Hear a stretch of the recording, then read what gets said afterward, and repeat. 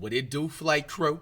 FTC. Flight T stand up! We got Jimmy High Roller. Are we witnessing the greatest NBA peak history of all time? What does the best Check it out. version of the best basketball player we've ever seen look like? Many fans would point out Michael Jordan from 1988 to 1991 as the absolute best version of a player they've ever seen. LeBron from 2010 to 2013 might also be the best version of any player in the game's history. But there have been a lot of great players who have had a lot of incredible seasons. 2000 Shaq, 2016 Curry. Maybe your choice is MVP and Defensive Player of the Year Hakeem in 94, or 03 Duncan, or maybe Bird in 86. But maybe a better way to visualize this question is this: a chart of the 100 greatest 3-year peaks in modern NBA history, with box plus minus on the y-axis and win shares per 48 on the x-axis. The further up a player is, the more productive and efficient their peak was. The further right, the larger their impact was on their team's winning. And even towards the bottom of this chart, you'll find some great names like Ray Allen at 78, DeMarcus Cousins at 66. Keep going up and you'll find perennial all-stars and franchise players like Jason Tatum, who is currently in the 46th highest peak over the last 40-plus seasons. Paul George just above him, and Vince Carter at 40. Now, this isn't some perfect method to measure players. Most advanced metrics tend to undervalue defense and overvalue offense. Bro, how much points did Magic really average over? Bro, I'm looking that up right now, bro. How much did he really average during his time in the NBA? Magic Johnson stats.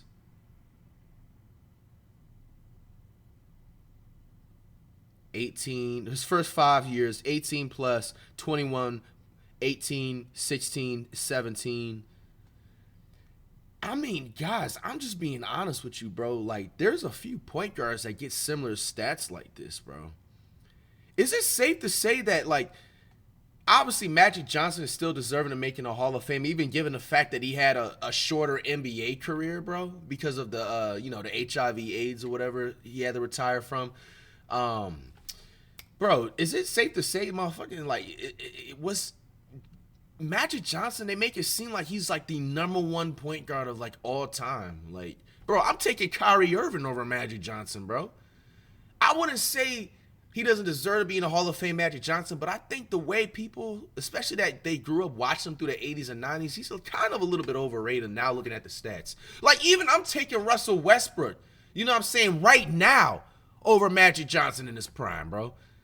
Like, just think about it. Magic was never that athletic. I mean, I've seen enough highlights. Obviously, I wasn't born enough, during the time or old enough or whatever like that to understand basketball when he was playing, but I've seen enough highlights. He has one of the best top 3 passes. We're not going to take that away from him. Definitely when it comes to assists and dimes. But, bro, overall player, bro, I'll take Russell over Magic. Overall, this gives us a great picture of how impactful players were at the peak of their powers relative to the rest of the league. And at this point, we reach all-time great peaks. The guys who can carry an entire team. Luka at 15, Magic Johnson at 11, Stephen Durant at 7 and 6, James Harden and his best 3-season stretch just ahead of them. Giannis with the 4th highest individual peak, and head and shoulders above everyone else with almost identical peak numbers. I think Wilt Chamberlain, I'm guessing, is #1. And LeBron James. Oh, the stops at MJ. The 2 best peaks we've ever seen. Until Nikola Jokic showed up and completely blew the lid off of just how valuable one player can be to his team. Is Nikola Jokic the best version of any basketball player ever? That's kind of a reach, bro, because then you got to think about it. He's only a center, power forward. You got to think about the others that are point guard and shooting guard. Those are 2 different positions. That's not the same thing. So how's that even comparable? How can you even, like, break that down? Today's video is brought to you by Seton. Mickey punching the seat. They can put up great numbers, but that doesn't always translate to winning basketball. You can use the eye test, but our eyes can be deceiving. However, there is one surefire way to tell. And why wasn't Iverson in that chart? That's when a player is so important and so valuable that their team is utterly lost without them. Every time they step out of the game, everything falls apart. We saw this with LeBron at points in his career. We've seen this many times with Steph. And just a couple days ago, we saw this with Nikola Jokic. In their recent matchup against the Warriors, Jokic started the game, and the Nuggets got out to a 6-point lead before he checked out for the first time with 1:32 left in the first quarter. Now pay attention to the score and the time left on the clock. By the time Jokic re-entered the game, 5 minutes later, the Nuggets were down 5 points. Jokic helped the Nuggets overcome that deficit, and by the time he checked out again... Everybody just been seeing that, like, the Nuggets wouldn't be having 30 wins if they didn't have Jokic. At the end of the third, the Nuggets were back up by 5. By the time he returned to the game, just 2.5 minutes later, the Nuggets were down 3 points. Jokic played the rest of the game, and the Nuggets ended up winning by 4. Jokic was on the bench for just 8 minutes of this game, was a net plus 42 points, and the Nuggets won this game by just 4. And that pretty much sums up how important Nikola Jokic is on a basketball court. Pair the impact he makes on his team's success with stat lines that make you question everything you've ever known about basketball, and you have yourself a player who is beginning to enter conversations that some fans aren't quite ready to have. Are we witnessing the highest peak in the history of the NBA? Some people think so. We're now going on 5 seasons of this guy being the best player on the planet, and despite 3 MVPs in 4 seasons, the man has somehow found a way to take his game to even another level. Is there still a gap between Jokic and the highest peaks in basketball history? Or is this version of Jokic peaking higher than any player we have ever seen before? Well, there's a pile of evidence that suggests he is. So far this season, when Jokic is on the floor, the Nuggets score 31 more points per 100 possessions, which means Jokic is single-handedly the difference between the Nuggets being one of the best offenses in NBA history and one of the worst. But the absence of any great offensive player will wreak havoc on a team. It should be expected that a system will struggle when you take out their most valuable and important player. From 2015 to 2017, the 3-year offensive peak of Steph Curry's career, the Warriors scored 15 more points per 100 possessions when he was on the court versus when he wasn't. And Steph's offensive value throughout this 3-year stretch had become the gold standard in the modern NBA. According to Cleaning the Glass, which has a database that dates back to 2004, no other player over the last 21 seasons has been able to match Steph's offensive impact. LeBron came relatively close from 2008 to 2010, elevating the Cavs' offense by 13.5 points per 100 possessions. Peak Chris Paul and Steve Nash were the catalyst to 2 incredible offenses. But even amongst offensive juggernauts, Steph was in a league of his own. Until Jokic hit his peak, where he has been the most impactful offensive player over the last 2 decades, and it's not even remotely close. Over the last 3 seasons, the Nuggets scored 23.3 more points per 100 possessions when Jokic is on the court. That is a larger gap than most starting fives have over their bench unit. Jokic is making this big of an impact by himself. And we already knew that he was approaching, if not already at the level of some of the best, most impactful players in NBA history. But to really enter the conversation, Jokic first had to do what every all-time great must: prove that he could be this good over and over and over again. That his dominance transcended who you put around him, and that his impact wasn't some 3-year abnormality. And he's now done that. He's way past the point of skepticism, and now entering the point where we have almost built a tolerance to his absolutely mind-bending stat lines. Basketball Reference cites a season where a player achieves a box plus minus of 10 or more as an all-time great season. As they put it, think peak Jordan or LeBron. And only 16 players in the history of the NBA have achieved this mark for a single season. Only 4 of these 16 players have achieved this mark in multiple seasons, those players being LeBron, Jordan, Giannis, and Chris Paul. Nikola Jokic has a box plus minus of 10 or more for his entire career. Easily the highest BPM of any player in NBA history. In fact, there have only been 8 individual seasons where a player logged a box plus minus of at least 12. LeBron James did it once back in 2009, the most productive and high usage season of his entire career. Michael Jordan did it twice, once back in 1988, arguably the greatest individual season in NBA history and the best statistical season of his career, and again in 1991. This season, Nikola Jokic is on path to accomplishing this feat as well, joining an exclusive club with the 2 greatest players of all time.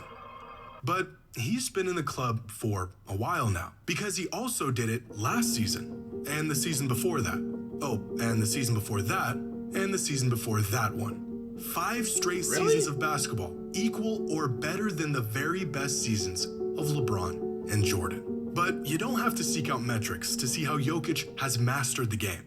Every single time he steps on the court, it is clear that he is just simply better than everyone else. From the top of the key all the way to the rim, there isn't anywhere on the court where Jokic can't pick apart a team. Near the rim, Jokic is virtually automatic. He's got the size and strength to abuse even the best big men in the league, because as everyone was tailoring their game to spacing and athleticism and speed, Jokic has gone the other direction. The size of a true big with footwork and touch around the rim that most defenders in the NBA today have no idea what to do with. For most big, punishing centers, this is the extent of their expertise. A game built to dominate around the rim. And there's two counters for players like this. Try to push their game away from the rim, or collapse and force them to make a play. Two counters that have been relatively effective since the beginning of time. Except they gotta Jokic double will team him feast before on he both even of these gets the options. ball. As the best playmaker in the league, not that collapsing difficult. or sending multiple defenders at Jokic Shit, give me doesn't like work. 10 more He'll pounds, find I'm the open clamping up man Jokic. and make you pay with a 3-ball. The man is sick. If anything, this is probably his preference. Send help. We wanted the 3 anyways. So as of late, teams have tried option number 2, force his game away from the rim. And this has worked in the past. As we saw in last year's playoffs, teams forced Jokic to shoot the outside shot, and he struggled quite a bit. 26% on 4 threes a game in the postseason. This was the chink in his armor. Well, at least it was. Damn, regular Because this season he seems to shoot Jokic way better from is 3. shooting 50% from 3 on 4.2 attempts per They got who are these supposed players? game. 50%. The second most efficient three-point shooter in the league among all players shooting at least 4 threes a game. So he can crush you around the rim, and you don't even want him to get the ball down there. But he's now one of the most efficient three-point shooters in the league, so we can't let him operate however he wants out there. So let's play him close. Put a big body on him, deny the passing lanes, and get physical. Again, a tactic that worked against Jokic about as well as any other. Except that doesn't work either, because Jokic also has the ability to put the ball on the floor and go downhill, which shouldn't be possible for a guy his size, but he does it. And once he gets to the middle of the floor, well, now you've lost. In the NBA, a player's gravity is a concept that has really become one of the most valuable things to possess. This is what offensive gravity looks like. When Jokic gets to this spot, the defense completely sinks in and bends however he wants it to. From here, he becomes That the did not most sound lethal right, Howard. offensive weapon the game has ever seen, with the size, IQ, and skills to do whatever he wants. From this spot, there really isn't anything preventing Jokic from at least getting the shot that he or his team wants. Again, the best passer and playmaker in the league, so he'll find the open man if and when you close on him. Give him space, and he's capable of hitting the shot all day long. Or maybe he'll just put his back to the basket and back you into oblivion while you question if all that time you spent in the weight room was really worth it. Peak Jokic doesn't really have any weaknesses on offense. At the moment, not only is there no consistent, tangible way of stopping him, it looks like there isn't even a way to slow him down. And although this can be said about a few players who hit all-time high peaks, there may not be another player who is as consequential to their team and its success as Nikola Jokic is. So far this season, Jokic touches the ball 113 times per game. That's anytime he receives a pass or grabs a rebound. A mark that leads the NBA by a country mile. But the crazy part is that the Nuggets only have 100 possessions per game this season, which means on average, Jokic touches the ball not just every single Nuggets possession, but multiple times on several possessions. Bro, that is like the definition of carrying. Holy shit, bro. Y'all heard that right there? Bro. The NBA introduced tracking data back in 2014. Here are At that some point, that's just gotta be all types of exhaustion. I wonder if that was like that for like even my favorite players like of all time and stuff like that too. Cause it's like, bro, you gotta really break it down. Like at some given point, you want to have a chance to even breathe throughout the floor and do your own thing. Just like, you know, have fun, move around off screen or set screens for other people to like get open or just. Yeah, that's insane, bro. And then to do that for like 34, 35 minutes a game. all-time great players and how bro. involved they were in their team's system throughout their 3-year I'm not peak. saying that it's not right, but like then I also see why, which is I still don't believe and agree that it's not right.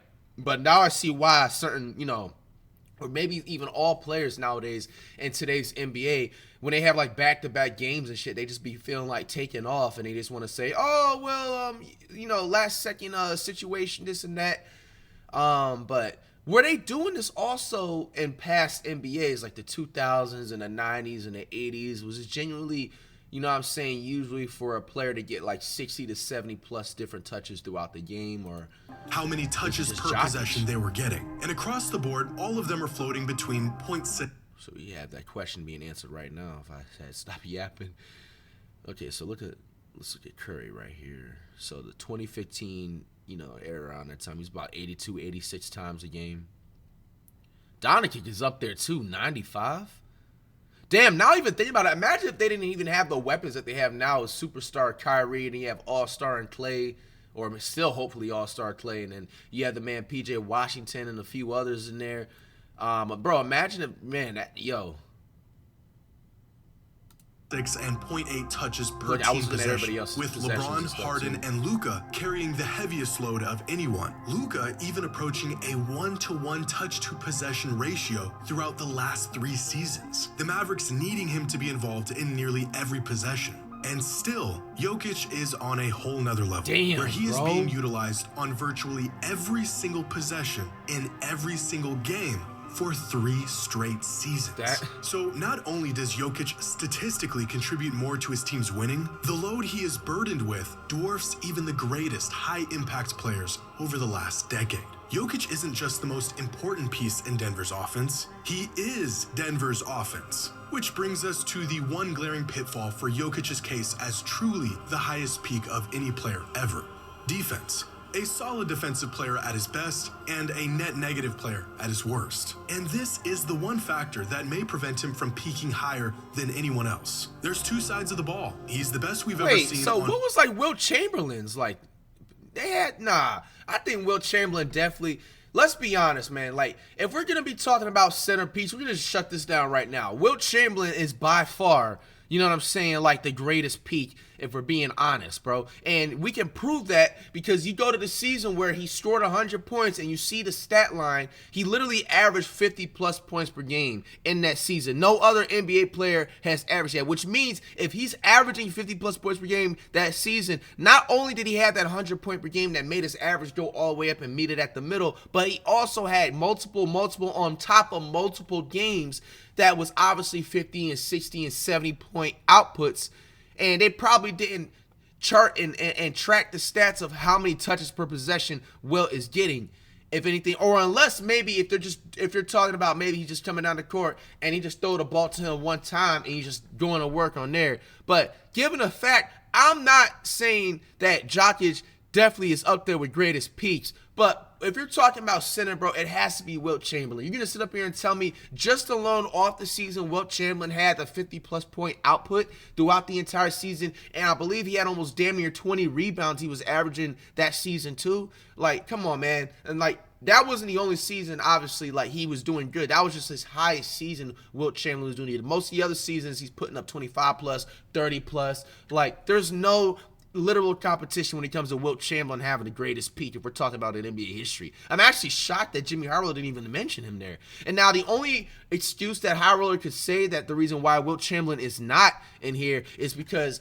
he was playing back then in like the 50s and the 1960s and stuff like that, so they didn't track a lot of this. They don't even have his 100-point game footage, so that's probably the only reason why. He's maybe okay on the other side. Meanwhile, there have been many great players that have been incredible on both ends. Mike, LeBron, Kareem, Duncan, Kobe, Hakeem, even Shaq and Bird were great defensive players at the peak of their powers. Jordan was almost as impactful on offense as Jokic is, while being one of the best defensive players in the league at his peak. Same goes with LeBron. And because most advanced metrics neglect defense or measure it incorrectly, the impact they had on the game doesn't quite translate to the numbers we see on the back end. For example, this season, even the best all-in-one metric, estimated plus-minus, has Jokic in the 92nd percentile on defense, with an EPM of plus 1.4, ahead of players like Drew Holiday and Jason Tatum.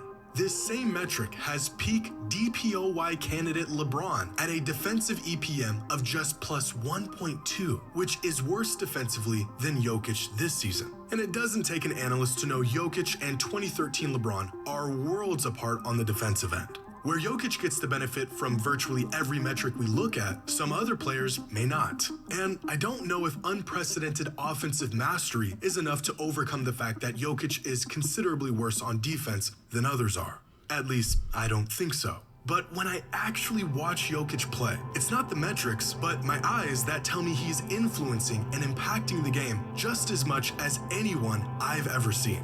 It feels a bit weird to put Jokic in the same conversation with a peak Jordan or a peak LeBron, two players who have essentially been levitating above everyone else. As valuable as Jokic is, I witnessed a man carry second-rate teams to the finals over and over and over. And contending with the greatest player of all time is a task that no one has ever been able to pull off. But everything, from the metrics to the eye test, says he is truly that caliber of player right now. The man has been the best player in the world for half a decade. So ask yourself, how many players in NBA history have been the best player for more than 2, maybe 3 years at a time? There has been a lot of guys who've worn the crown, but how many held on to it for extended periods? The list isn't very long. Kareem, Bird, Magic, Jordan, Shaq, Duncan, LeBron, maybe 6 or 7 players in the league's history? Well, whatever list you came up with, Jokic is now on it. And he isn't just the best player on the planet today. He is one of the best versions of any player ever. Wow. I mean, very, very good video regardless, but I'm still taking Wilt Chamberlain if we're talking about greatest NBA peak of all time. Like, and obviously I want to put my glorious king Steph Chef looking Curry man up in there, but we'll put him second. You have to put Wilt Chamberlain when it comes to the greatest peak of NBA history. If you're talking about basketball, if you have any type of knowledge, you have to put Wilt Chamberlain there. There's just no comparison whatsoever. And that's just facts. What do you guys have to say about this?